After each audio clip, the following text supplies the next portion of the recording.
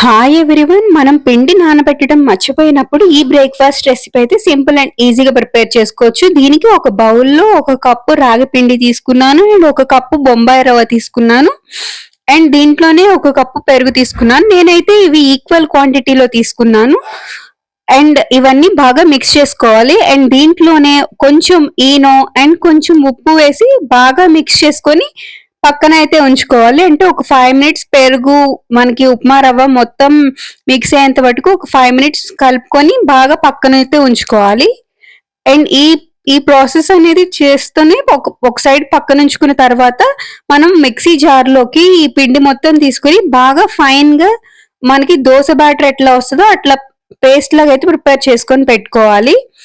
అది ఈ దోశ బ్యాటర్ ని ఒక గిన్నెలో తీసుకొని సపరేట్ గా అయితే ఉంచాను. అండ్ నెక్స్ట్ ఒక చిన్న తాలింపు వేసుకునే దాంట్లో నేను ఇక్కడ కొంచెం ఆయిల్ వేసి కొంచెం ఆవాలు కొంచెం జీలకర్ర వేసుకున్నాను. అవి కొంచెం వేగిన తర్వాత ఉల్లిపాయలు పచ్చిమిర్చి అండ్ కొత్తిమీర వేసుకొని బాగా ఒక 5 మినిట్స్ వేగిన తర్వాత ఈ తాలింపు మొత్తాన్ని పిండిలోకి వేసుకుంటున్నాను.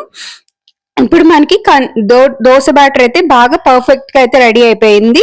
ఈ దోశ బ్యాటర్ ని నేను ఇక్కడ ఒక సేమ్ పాన్ లో అయినా వేసుకోవచ్చు మనం తాలింపు వేసిన దాంట్లో, లేకపోతే వేరే మూకిడ్లో అయినా సరే. నేను ఇక్కడ ఒక దోశ లాగా అంటే ఊతప్పం లాగా వేసుకున్నాను. కావాలంటే మీరు చిన్న చిన్నవైనా వేసుకోవచ్చు. నేను అన్ని కలిపి ఒకటే పెద్ద దోశ అయితే వేసుకున్నాను. మనకి ఇక్కడ రాగి బన్ దోశ అయితే బాగా ప్రిపేర్ అయిపోయింది. ఇది